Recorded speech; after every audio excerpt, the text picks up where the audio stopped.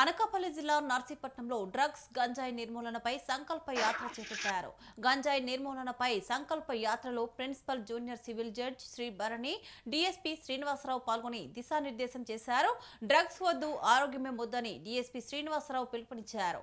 ఎక్కడికక్కడ గంజాయిపై తనిఖీ కేంద్రాలు ఏర్పాటు చేశామని తెలిపారు. గంజాయి రహిత సమాజాన్ని నిర్మిద్దామని junior civil judge Shri Bharani తెలిపారు. డ్రగ్స్ కి దూరంగా ఉండి సమాజానికి తల్లిదండ్రులకు పేరు తేవాలన్నారు. ఈ రోజున 3/1/2026 ఈ అభ్యుదయం ప్రోగ్రామ్ అనేది మన గాంజా మీద అవేర్నెస్ ప్రోగ్రామ్స్ కన్క్లూడ్ చేస్తున్నాము. యాక్చువల్గా ఈ ప్రోగ్రాము మన విశాఖపట్నం రేంజ్ డిఐజీ గారు శ్రీ గోపీనాథ్ జట్టి ఐపీఎస్ గారి తాలూకా ఆలోచనలతో మన వైజాగ్ రేంజ్ అంతా కూడా ఈ కార్యక్రమం నిర్వహించడం జరిగింది.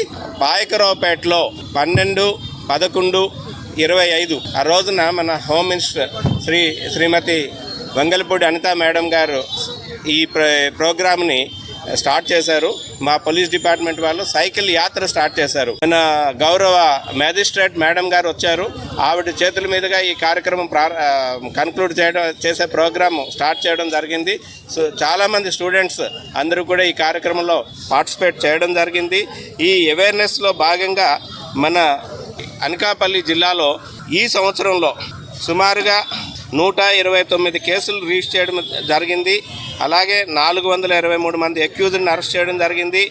8,864 కేజీల గాంజాను సీజ్ చేయడం జరిగింది.